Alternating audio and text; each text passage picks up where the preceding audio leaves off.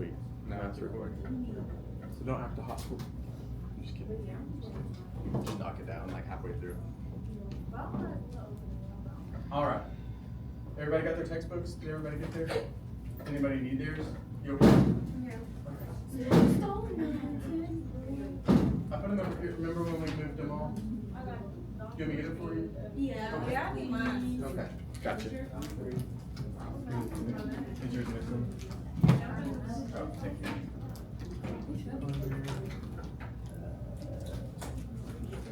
Thank you so much. They should all be on the bottom, but you never know. They were over here making a hot mess. So. I literally don't that's what I'm saying. Because at first, I wanted to try to get up, but now it's like, oh, I can see it.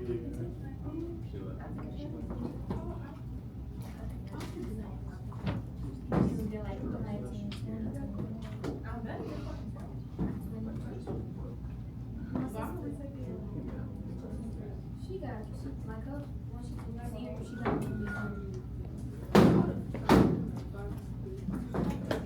gonna retake it again? Because if they can keep on doing these ways,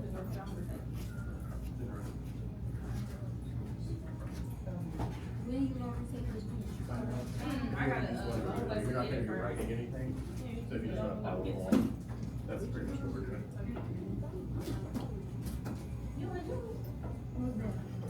Everybody got theirs? Or a book? Everybody got a book? Okay. So we're going to be on page 240. 240.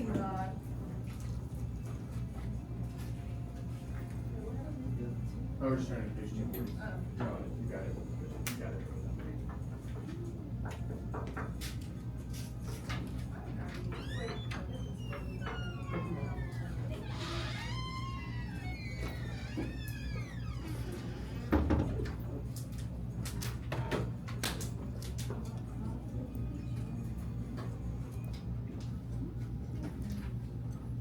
Okay. See, I think I saw yours. Is that you there at the bottom left? Sweet. We're on page 240.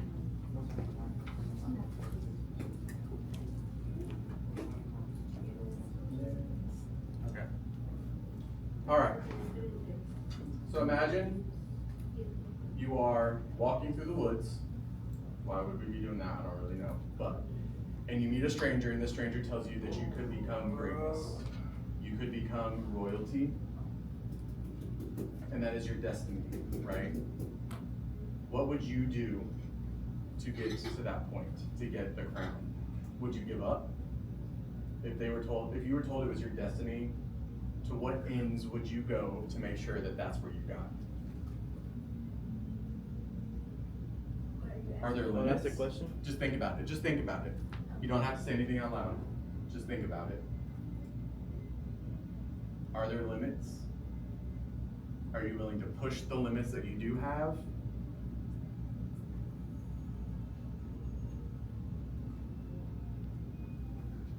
Cool. Just think about it. Think about it. Process it.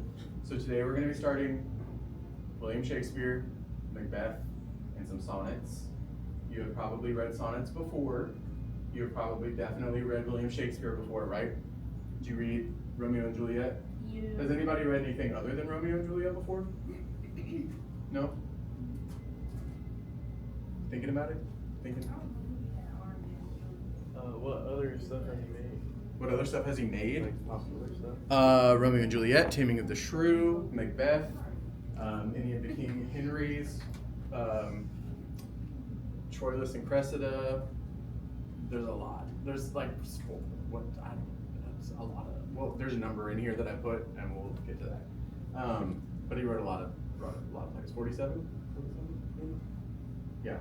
So, anyway, Romeo and Juliet and Macbeth are very common. So yeah. So today you will be able to identify William Shakespeare and his importance to literature, and able to understand the history and context of Shakespeare's Macbeth, in which it was written, and the time period it was written, and what it's about. So we won't be getting into Macbeth for like a week or so. We're going to start with sonnets to kind of ease ourselves into the language, get used to that poetic style, the iambic pentameter, big words that we're going to get into as soon as we get into the sonnets, okay? So, on page 240, I almost said 420, that did not sound right. Yeah. Anyway, as you read this section, you're going to look for evidence that the writer uses to support their opening claim. Okay, we're going to read the first paragraph together. I will read it to you. But what you see before you is essentially an essay. It's an argumentative essay that is stating an argument in response to literature. It is in response to Romeo and Juliet, right? If you see that picture there, I promise that that is not from Titanic. Yes, that is Leonardo DiCaprio, but it is from the film version, Romeo and Juliet. So, that is not Titanic, I promise. But it could be if you wanted to be. The story is kind of the same, to be completely honest. So, right from the get-go, the title, what does it say? Better never to have met at all, right? What do you think the argument is right off the bat? That they wish they never met. Yeah. Yeah. Right? But what do we know in reality? What's the reality of the situation? What's the reality of Romeo and Juliet? You remember? That they did? They were together, right? And what happened? They died, right? Yeah, so that argument of it's better that they probably just never met. So.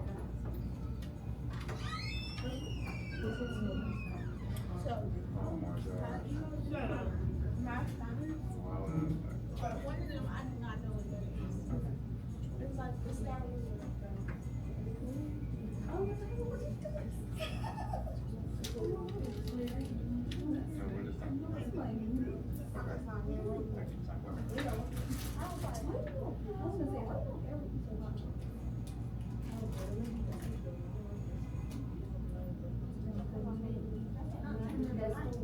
Yeah.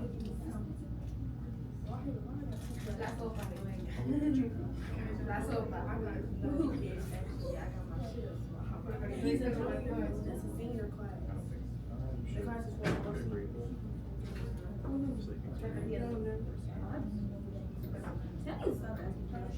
do you have a problem? That's your second one.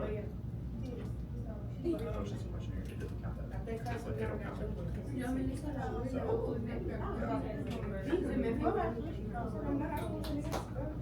Mr. T, close the door. You're getting in trouble.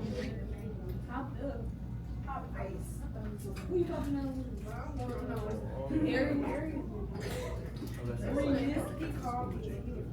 Check it out, yeah. How much you were raising there. And then,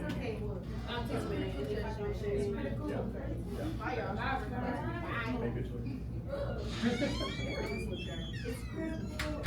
All right, sorry about that. All right, so I'm going to read the first paragraph to you here, and then we are going to, in our groups, read the rest of it together within your groups, or on your own if that's what you choose to do, okay? All right, so starting off, the first paragraph. In William Shakespeare's Romeo and Juliet, love is fire. It burns through everything, through the lovers of the title, through their families, and through people on the sidelines. The romance between Romeo and Juliet hurt so many people that one wonders whether it would have been better if time unwound and the two leads had never met. If we examine the play from the beginning, the evidence for this is overwhelming. Right, so not only with the title, but here in this first paragraph, we can already see the argument forming, right? And what do we think the argument is?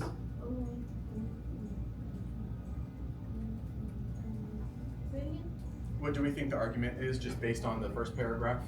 That they shouldn't have met at all. That they shouldn't have met at all. Right, that their love, their meeting was a fire that burns through everything.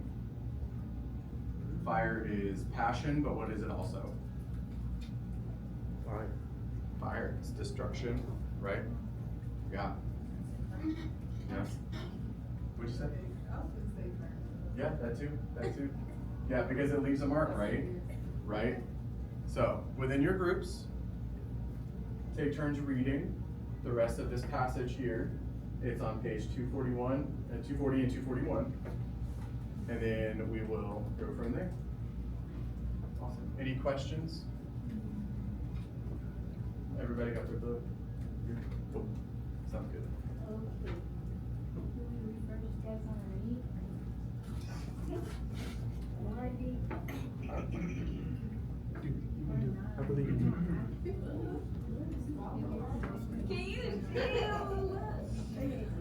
Winding back the clock.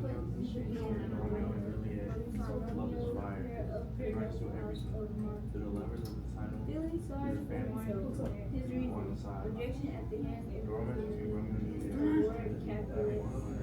leader of the house of Jackson, arrival to the man. Romeo's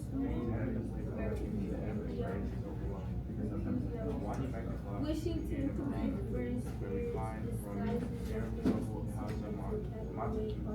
Feeling sorry for himself, his reason, rejection at the hands of Rosamund, peace to the Lord. Leader of the house of Catholic, arrival to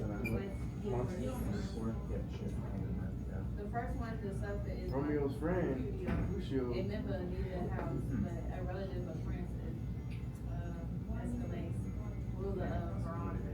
Christ is rule on Romeo's Somebody else behalf, typing this. with Julia's cousin to black. Romeo meddles in the fight. Interference is Mercurio. Look at this very present. Romeo furious at his friend's death kills the For this action, Prince Mercutio. exiles Romeo from the Wishing and to improve the spirit. Disguises Romeo and sneaks him into a Catholic park. Romeo has his own motive of going. He wants to see Romeo again. Oh gosh, found the table. What's up?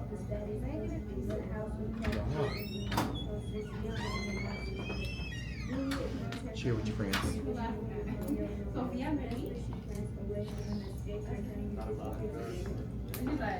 Oh, that, you know that thing's recording all the time? Yeah.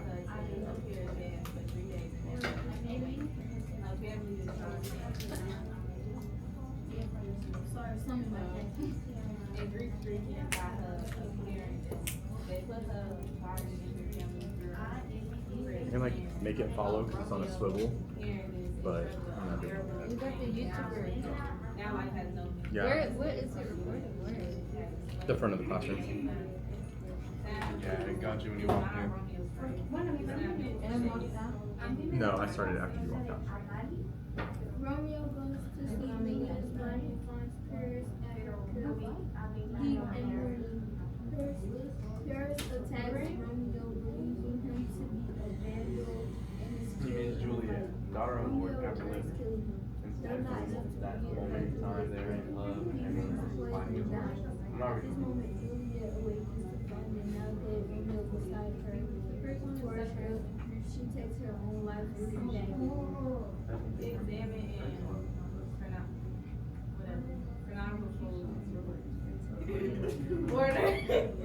It is hard to argue that anything other than that the mystery came out of Juliet's relationship. However, Now they can hear better. It was a recording sound over there, or maybe it wasn't. Maybe I'll do this again. You'll just get the same lesson tomorrow. I'm just kidding. It's all me. It's just. Excuse me. Is letting me type every other letter except for P. That's weird. Oh no. You may have to put in a work order. Let's be. Oh no. Does it type anywhere else? Or is like the. I don't know why my P's are.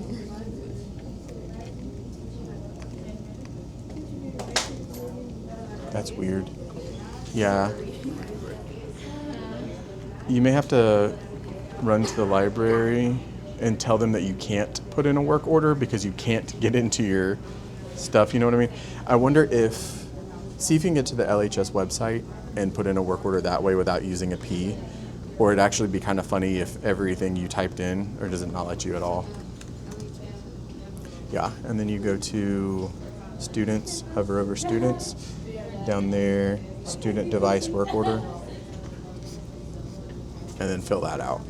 And if the P doesn't work, just don't type a P, and when it's like, what's the reason? Be like, my P button doesn't work, because it doesn't, so, and it'll be obvious. Yeah. Y'all doing okay back here? It would have been better if that moment at the party. You want me to tell you what this is about?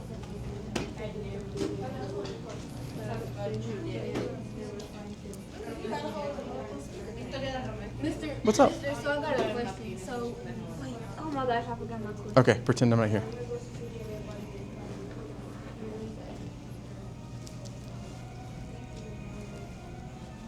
I forgot. Was it about the speaker or the recording? What? I literally. That's crazy. You want to start over? You want me to go back over here again? Okay.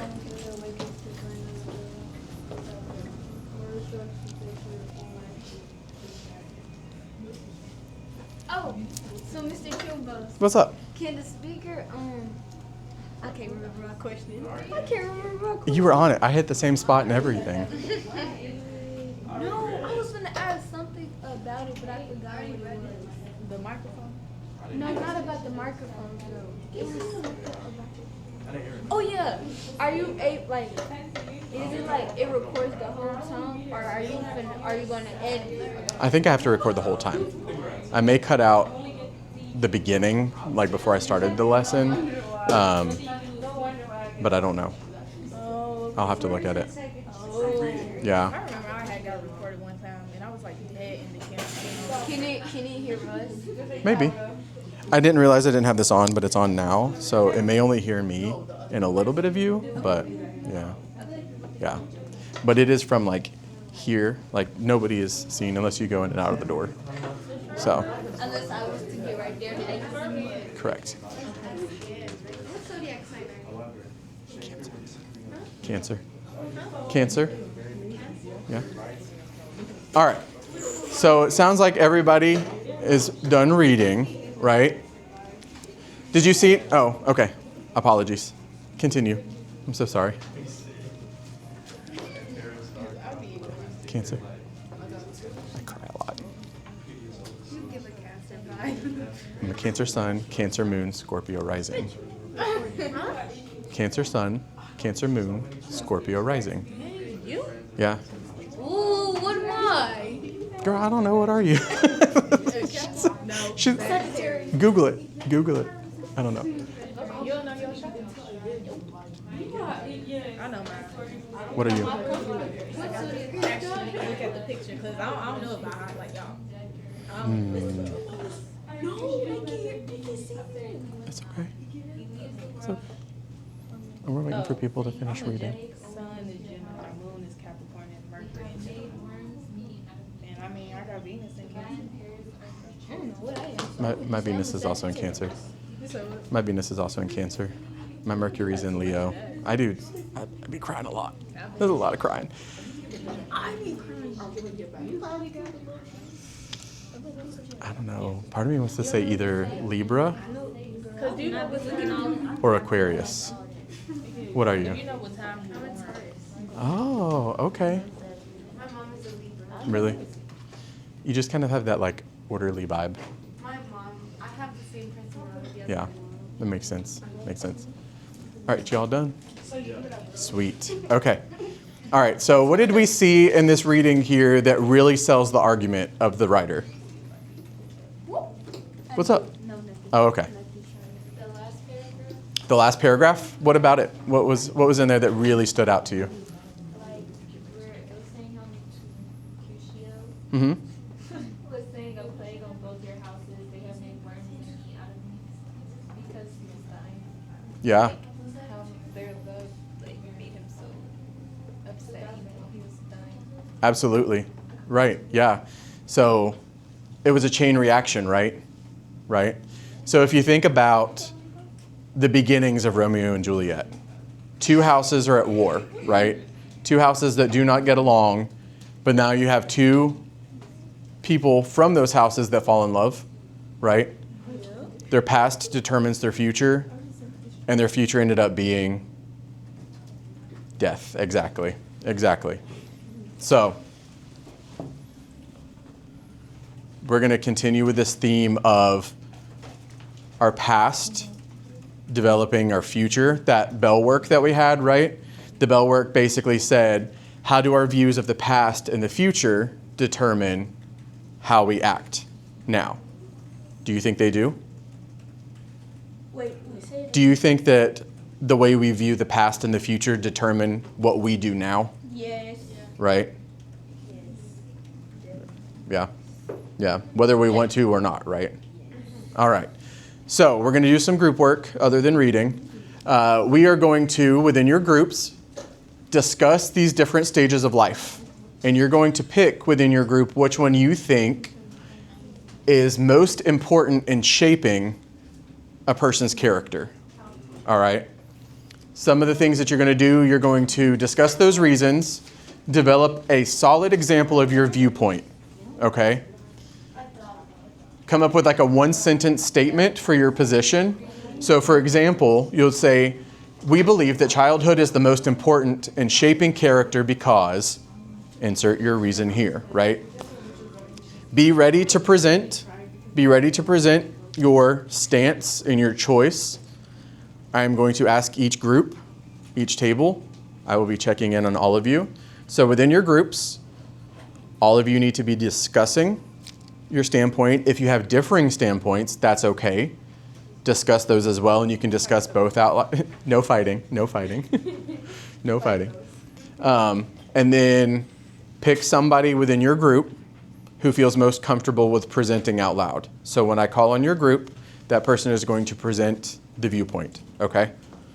Does anybody have any questions? Anybody? Cool.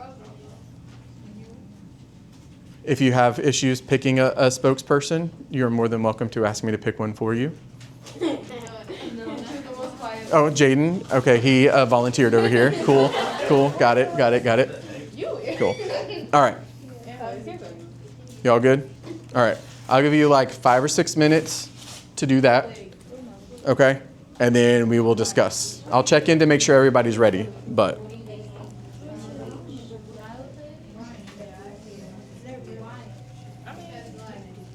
I just like talking, but I know my mom. Let's say they look. It depends on if they can go around. Adolescence. Adolescence. Adolescence. Adolescence. Yep, adolescence. Adolescence. Yes, that is that in between childhood and adulthood. So adolescence would be like, Us. yeah, absolutely, absolutely. Now you're on the brink of adulthood, right? Legally speaking, 18, right? But in reality, I would say mid-20s is really when you solidify the mentality of adulthood. Adolescence. Yeah. Adolescence. Adolescence. Yeah. Adolescence. Yep. Adolescence. Yes. Adolescence. Yep. Adolescence. Yeah. So that's so like childhood, I would say that's up until probably 3, 4. I would say almost 10 to 12. And then I would say like 12 to maybe 20 is adolescence. 13 to 21. Would be adolescence? That sounds Or solid at to me. least 15. Okay. Because sweet 16, 15, you know. I like that. I like that. I feel like 15 from like 21 is Yeah. where you start maturing. Okay. Yes.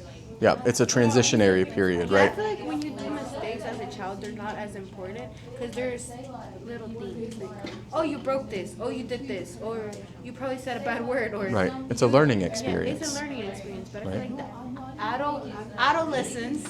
That's it. You did it. That's it. Adolescence is the, Absolutely. Like, one that forms you for adulthood. That's when you know Beautiful. the good between the bad. Sure. start Absolutely. Yeah, I like it. Hold on to that. Hold on to it. We're good, guys. Some people have differing opinions. So we'll see. We'll see. We'll see. Y'all doing okay back here? Any questions? You brainstorming? You are, yes, you're going to pick childhood, adolescence, or adulthood.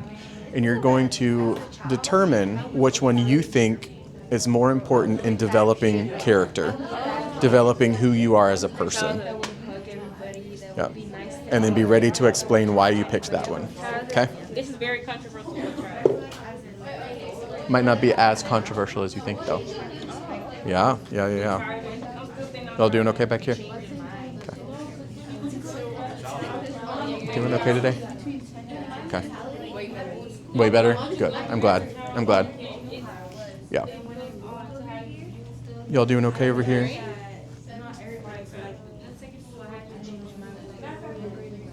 Doing okay? What's up? Yeah, we found out there's a bug on the ground right there. Oh, yeah, the way you looked down, I was like, should I get up on a desk? It was not a spider. Where? What do you mean? Where? Because I know what it's better. Was it one of those house centipede things? I call them eyelash bugs because it looks like somebody's eyelash fell off and just took off running. She said she's gonna present. Okay, heard. Yeah. How about you do every other word? Every other word. I'm just kidding. Don't do that. Where is it? I don't know. It wasn't a spider. I don't do bugs. All right, everybody good? We need more time? Still working on it? Okay. What's up? Are you comfortable presenting? No? That's okay. So this is all new. This is all new. So do you want to just talk to me about it? Okay. Which one would you pick? Which one do you think out of those three? Childhood. Why would you say that? Because I think what you experience in your childhood can shape your mind early on. Absolutely. And like how you handle your emotions, like your learning behavior. It can even affect your health. Yeah. Absolutely.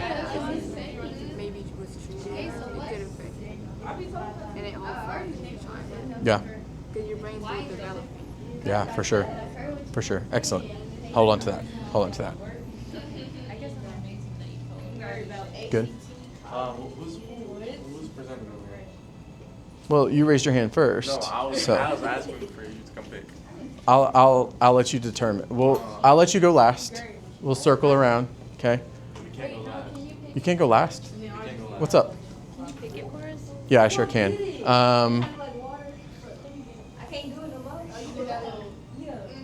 Cadence is laughing. Cadence, do you feel comfortable presenting? No? Okay. Jaden, will you present? It'll be like a pre-rehearsal for a rehearsal.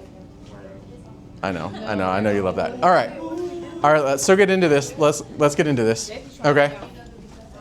Carmen, Talia, what you got?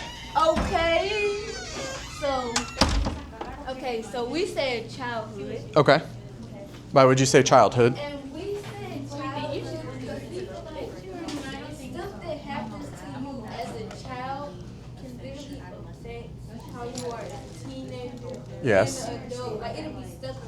Like say some traumatic happens to you while you're a kid. Mm-hmm. It's gonna always be something that's with you on your mind and don't affect how you are. Yeah.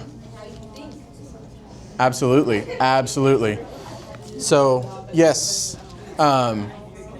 things that happen to you as a child, you're good, are going to affect you as an adult, right? As you're growing. Absolutely. Let's make sure that we are staying as quiet as we can while people are presenting so we can hear, because somebody may have thought of something that you didn't think of, or they may say something that you think is a hot take that you disagree with. So, yeah.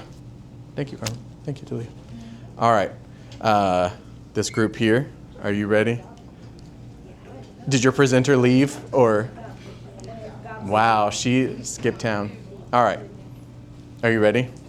What did you pick? Adolescence? Yep, why'd you pick that one?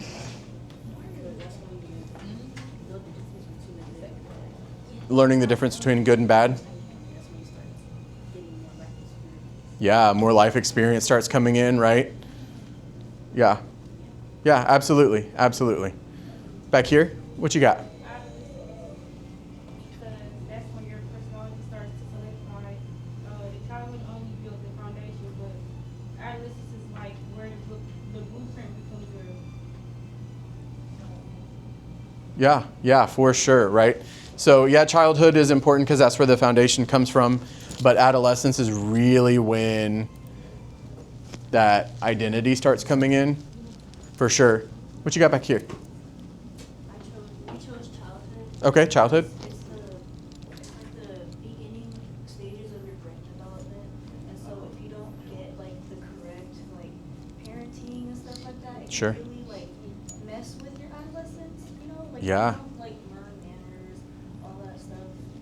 And during your adolescence, it could kind of like you don't have that stuff in your brain. You know what I mean? Absolutely. So as you go into adulthood too, it can kind of affect that. So Right. I chose childhood. Perfect. Yeah, again, that foundation really sets the tone for moving on from there, right?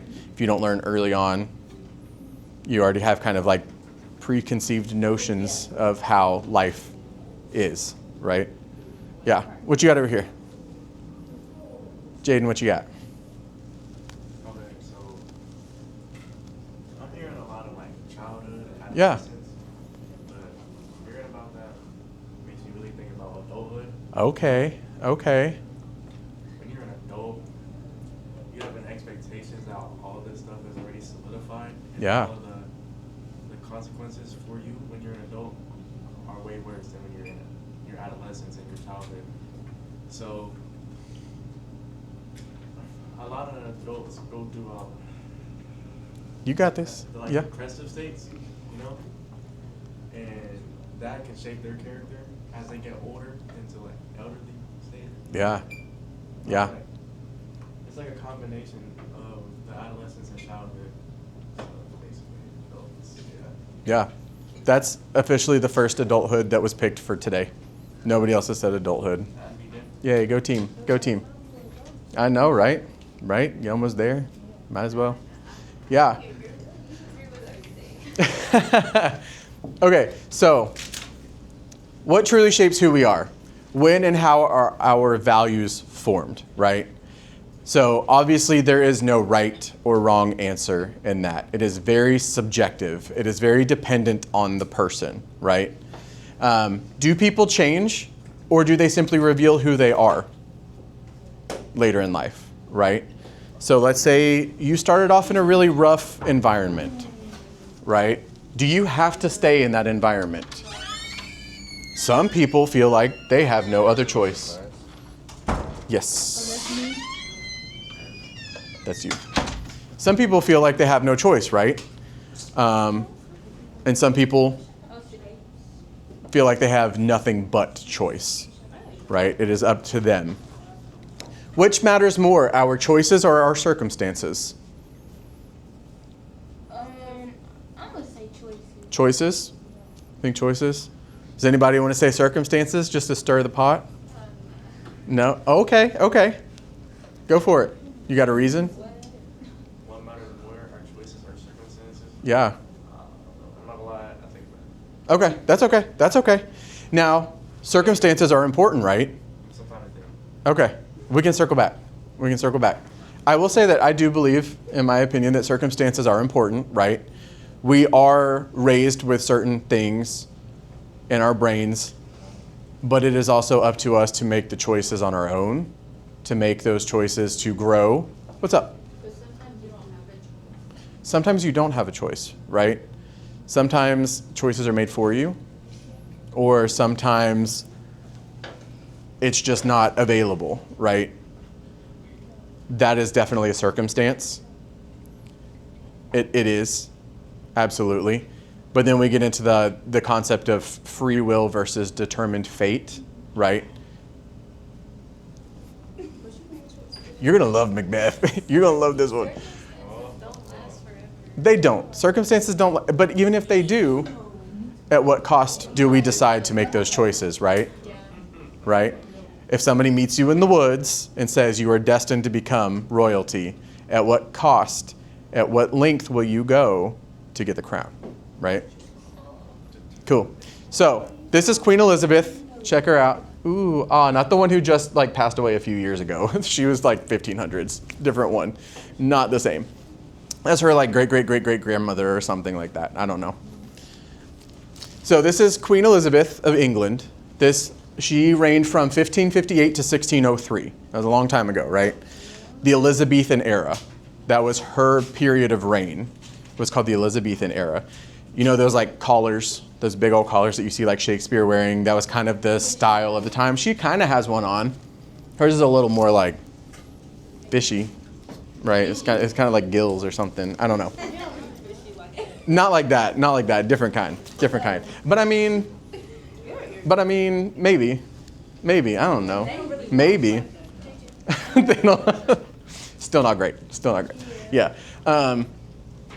So it was known as the Elizabethan era. They had advancements in art, exploration, and literature.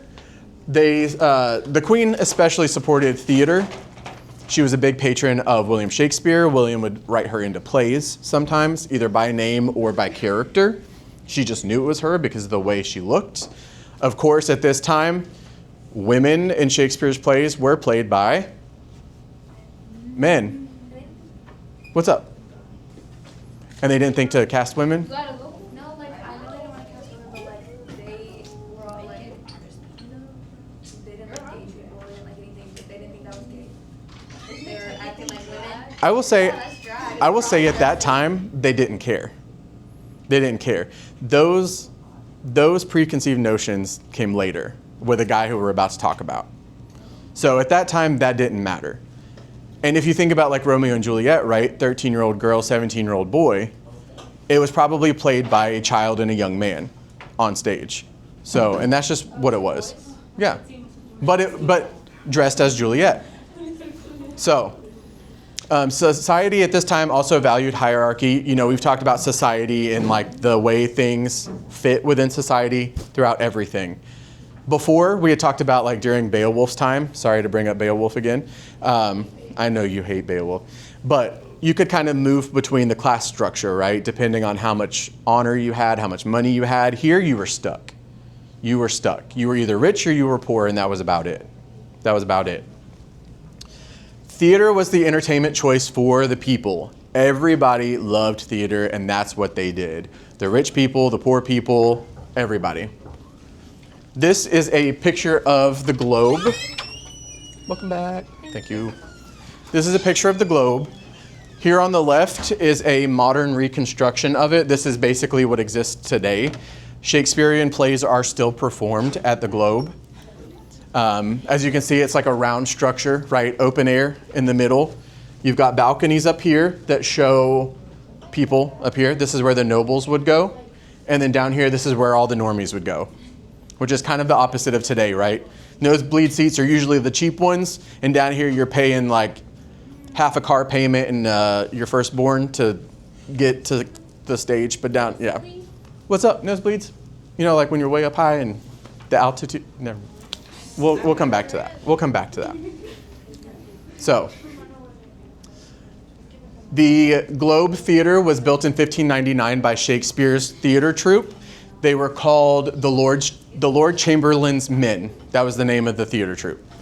The audience was diverse. Again, nobles and all the like regular folk would go together. They wouldn't like separate it. Everybody was there. So it was an event to go. You were getting to see a new Shakespearean play, and at the same time, the Queen is up here above you, and you can wave at the Queen or whatever. Performances were interactive. They were loud and energetic. And then in 1613, the original Globe burned down, and they had to rebuild it. And look, it's our boy, William Shakespeare. What's up, guy? Carmen, thoughts? Okay, thank you. All right, so he was born in 1564, long time ago, right? He married Anne Hathaway and had 3 children. Anne Hathaway, not that Anne Hathaway, but we'll look at her in a moment. Okay? Moved to London, became a playwright. He wrote 37 plays and 154 sonnets. That's a lot of stuff. He was known as the Bard, a voice of timeless human experience. Go Shakespeare. So, speaking of Anne Hathaway, here's the actress Anne Hathaway, and here's Anne Hathaway, who he married. Here's Anne Hathaway's husband, the actress, and here's William Shakespeare. Y'all do with that information what you will. Why they look the same. Maybe they. William Shakespeare and Anne Hathaway. Have you heard about Reincarnation. Yeah, this guy's name is Anne Hathaway, and that's Adam. His name's Adam. It's not even William, but he's an actor. But isn't that crazy? They both have like the same like dead eyes and skinny nose with the questionable eyebrows. I don't know. He's probably a nice guy. I don't know. Is he though? But that's, I don't know. He's rich. I think that comes with his own. Yeah.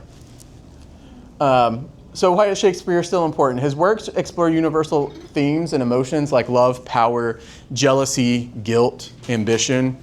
And this dude came up with like 1,700 words that we use today. Things like swagger didn't exist before Shakespeare, right? Gossip, bedroom, addiction, eyeball, manager, yeah. He was the first one to like use these words and have them like take off. 1,700 words, that's crazy. And they weren't even like slang words, really. They were just words that, I guess they kind of were slang, but became everyday language for us, right? His stories still inspire films and books and all kinds of stuff. I just read a book that was heavily inspired by Shakespeare, and it was not as boring as it sounds, I promise. Because it had murder and mystery and whatnot. Ooh, we love it. But also, a lot of his plays get turned into movies that are disguised as other things, right? Like especially in the like mid 2000s, a lot of movies came out. 10 Things I Hate About You. I love that movie. It's one of my favorites. It's The Taming of the Shrew by Shakespeare. It is Shakespeare. That's the story. It's his play. Yeah, it's The Taming of the Shrew by William Shakespeare. So some of the things like the I pine, that's direct quotes. Have you ever seen She's the Man with Amanda Bynes?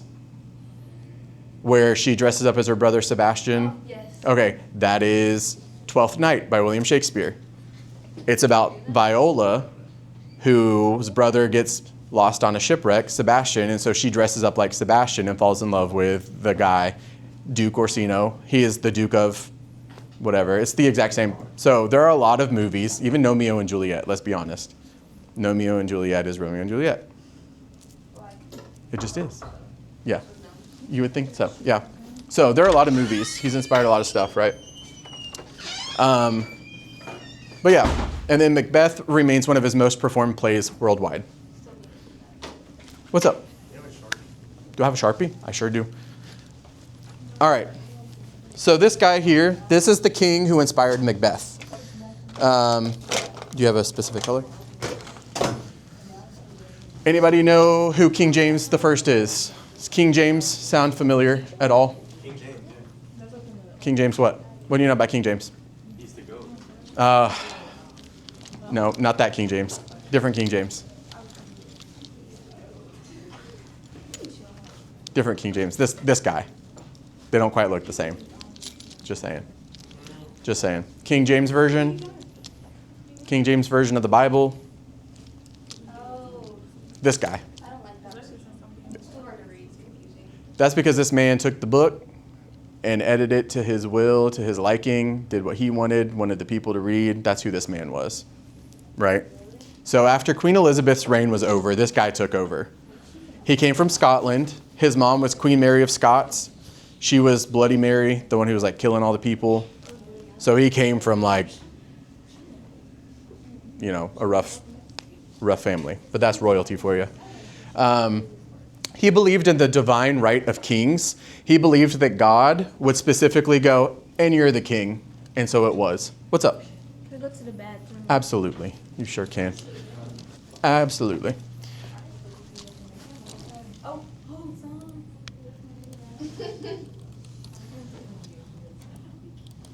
All right. So somebody who believes in, you know, the divine right of kings, to say that God has picked me to be king and is also doing a number editing the Bible that we know today, he was also heavily obsessed with witchcraft and demons. He loved a good demon. He loved a good witch story. He wrote a book called Demonology that was all about demons, right? Yeah. Yeah. He loved it, right? So after an attempted murder plot, He survived, but he was left pretty shell-shocked. He was paranoid, right? He was wary of treason and rebellion. He thought anybody and everybody was after him and that he was going to get got at any moment. So Shakespeare, right, like he was writing about Queen Elizabeth. He was like, yeah, I'll write a play for you too. And he wrote Macbeth about a man who meets 3 witches in the woods who tell him, you're going to be king, but in order to be king, you must kill the entire bloodline of this one family so that you can take the throne. And he says, bet. I got it. I'll do it. I'm in, right? Because that was his divine calling to do that. So, why do you think Shakespeare wanted to write a play that flatters the king? What does he get out of it? What risks or reward might come from that choice to do that?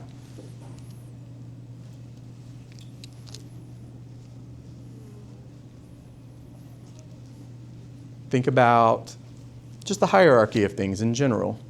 Why would you want to write something for royalty, especially if you're already well known?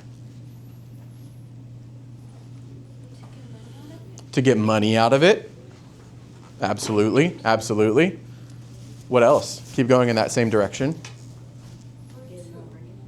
More recognition, popularity. What else you got? Did you have something? Okay, that's okay.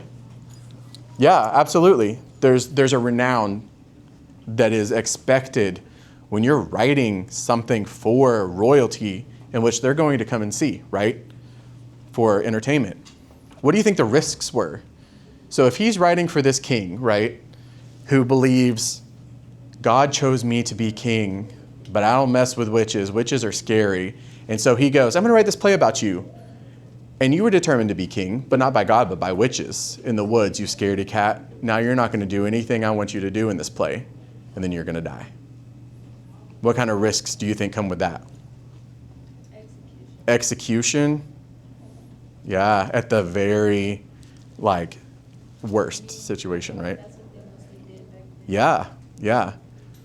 Obviously that didn't happen, so I'm assuming King James I probably wasn't that bright to catch on to some of those things. But then again, you know how royalty works. They're all sharing the same brain cell. It's getting passed down from generation to generation. It's rusty and crusty and dusty by the time it gets to somebody who's in the throne. So it's not great. It's not great. All right, here's a quote. Fair is foul and foul is fair, from the witches in Macbeth. What do you think this means? Fair is foul and foul is fair. Sometimes what seems to be fair is not fair, and what's fair is sometimes not to be fair. Okay. Right? I like that take. Yeah. Sometimes what seems to be fair just isn't, right? I like that take. I think that makes sense in the context of this, especially when we get into it. I think you'll make that connection for sure. Anybody else? Fair is foul and foul is fair. What you got? Good is bad and bad is good. Kinda, yeah. Can you expand on that a little bit? No? May I? Yeah. Okay. So think about fairness in general, right? Sometimes fairness just isn't fair, right? It's not. If you were talking, sometimes we don't get a choice, right? Sometimes we don't get a choice in things. Fairness is foul. So how do we fight with that? The only fairness is just to be ugly about it. Sometimes being fair is just being the absolute worst, because that's the only way to get what you want. Yeah. So central themes that we're going to see in Macbeth. Again, we're going to start with sonnets to get used to that language. Sonnets are poems. They're usually like love poems. They're sing-songy. There's rhyming. There's iambic pentameter, which is the meter in which it's written. I'm sure you've heard that before. If not, you will hear it again, I promise. Ambition. How far will Macbeth go for power? Fate versus free will. Are our lives destined, or are they self-made? Guilt and conscience. Can you escape what you've done, or does it follow you? Is it always going to follow you? Can you escape it at all? And then appearance versus reality. Can we trust what we see and hear? Even if somebody is physically there telling you something or showing you something, especially in today's world, right? How many videos do you see and you have to go, yikes, is that AI? Trust me, my wife sends me stuff and I'm like, oh Lord, our bank account is gonna get drained in about a year. I know she's gonna give some password to somebody because she thought that video was real. I'm like, girl, no, it's not, I promise. I promise you. Horses don't walk on two legs through grocery stores or whatever. And she's like, oh, okay, cool. So no, we can't always trust like appearance or, reality. So these are things that we're gonna get into once we get into Macbeth. It's a lot of fun. I know it is Shakespeare. We're going to ease into the language. We're going to make it make sense. We're going to dissect it. We're going to get into it. It's murder. It's dark. It's betrayal. It's witches. It's free will versus fate. Cool. Any questions? Any concerns? Any words of wisdom?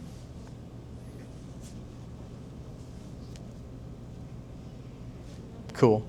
What's up? You're not very wise. Is that what you said? I disagree. You are wise. Words of wisdom? Yeah. What does that mean? Just if you got something like profound and meaningful to say. No, that's okay. Neither do I. All right, so exit ticket for today. Imagine you were writing a play about a person in power, whether it be a king, a teacher, principal, boss, family, president, right?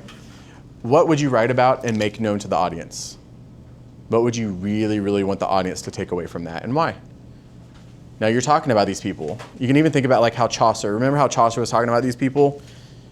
You would think he was talking nice and all of a sudden he'd read them to filth, right?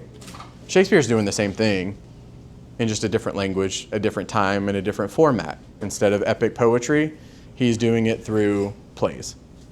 So, yeah. You don't have to write this today. This one's not being turned in. So you can discuss with your groups or think in your brain or jot down in the margins of your paper on your books. That's okay too. Cool.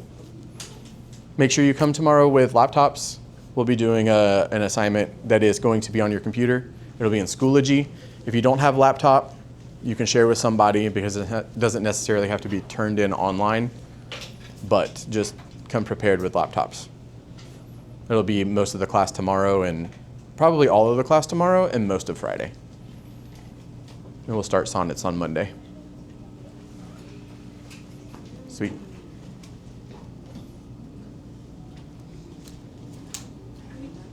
We're done. Oh, am I done with them? Yeah.